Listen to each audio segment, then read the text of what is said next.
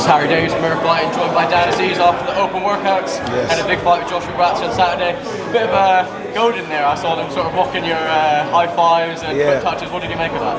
No, it's that we all know each other. Like, I know their camp quite well, and you know they would do that, but it's just a bit of fun and games.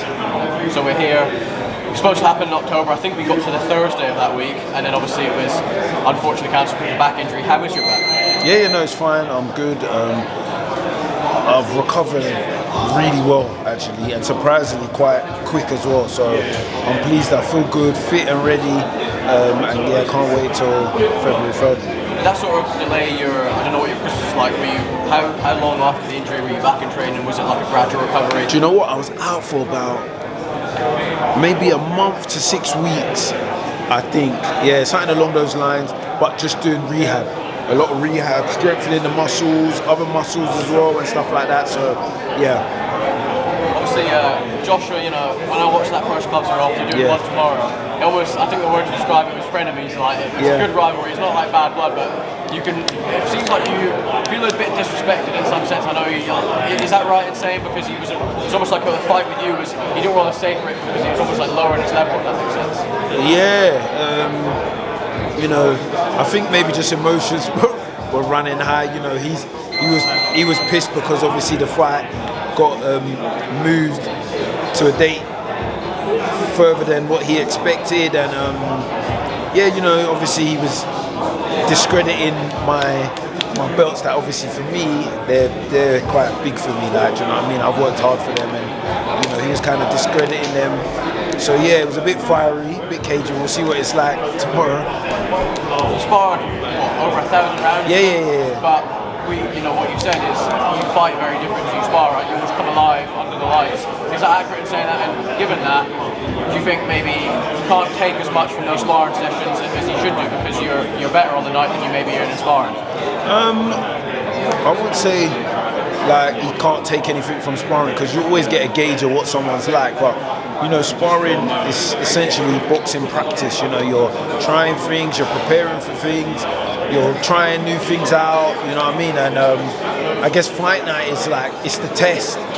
You're gonna fail or, you know, you're gonna pass. There's no two in-betweens. Whereas sparring, there's no, you know, you just go in there and you're practicing stuff. And I think just obviously that energy comes out. I think for me anyway, on fight night, that energy gives me a bit more, so yeah. Am I right in saying you felt a bit disrespected when it got cancelled? Because Eddie Hearn had some comments to say, he said this fight was never happening, and then obviously Josh was like questioning the injury.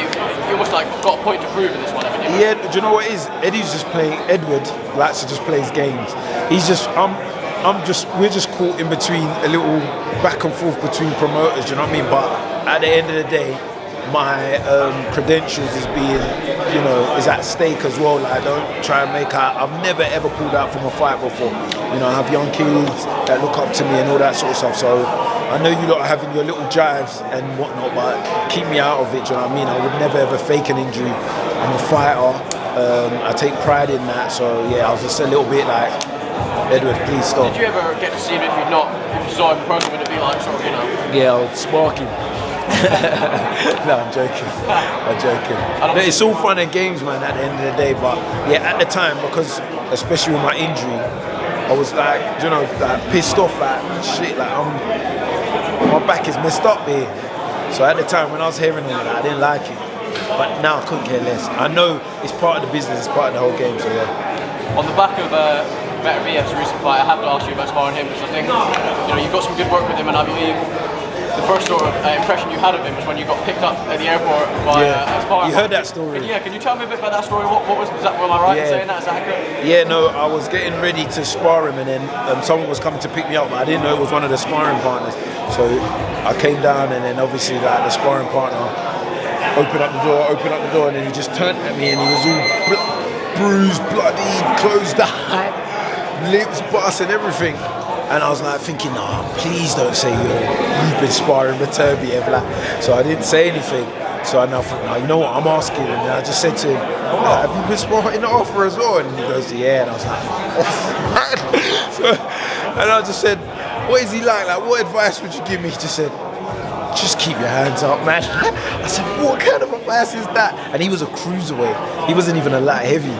So yeah, that was funny. That was actually hilarious. Was your face as bad as his after a few No, minutes? definitely not. And to be fair, that cruiserweight as well was like, he actually gave me some respect. He was like, yeah, you know, like, he is good, but I'll be honest, you're a much better fighter, so you should be okay. And I was just like, fingers crossed. Safe to say you weren't surprised how his fight with Alan Smith went? No, I wasn't. I wasn't surprised. He's got incredible power. And that's, I'll be honest, that's the defining factor, is his power. And on top of it, he's a good boxer. So you've got this power you've got to deal with. And then he's a good boxer, so he's got good ring IQ, good defense. So yeah, man, it was, I wasn't surprised, but I wouldn't have been surprised if Callum, you know, did his thing as well. So yeah.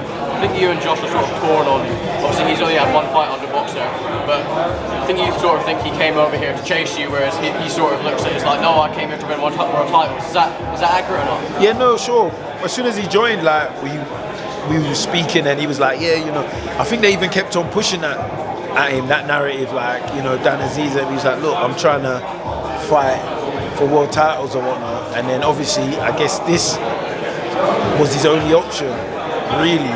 And yeah, here we are. Because he sort of said when he came over, they were pushing that fight from the get-go, offering you, and he was like, you know, no, I want to fight someone else. And then he almost feels like it was inevitable. Do you think you've got such a long history together that it was only inevitable that you were going to meet? Yeah, he just didn't have, if I'll be honest, there was no other option for him, I believe. Do you know what I mean?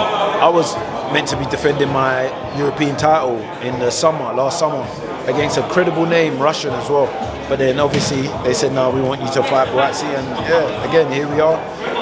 Winner fights for the WBA Super World title. So there's no much more of an incentive. Headlining at Wembley. So yeah. Obviously you've got a live Lutterell tomorrow. Yeah.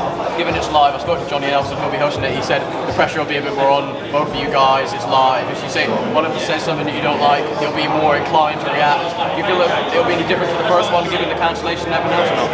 I don't know, you know, because we're literally how many days away from the fight. So, you know, at the end of the day, we all know that it's just all talk. What really matters is what happens on fight night. So you might go in there and not even want to talk, like, so we'll see. But you know, I'm not sure. It depends what mood I'm in, what mood he's in. We'll see.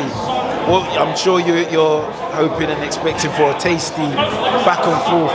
Who knows? I might throttle him at the table, but we'll see.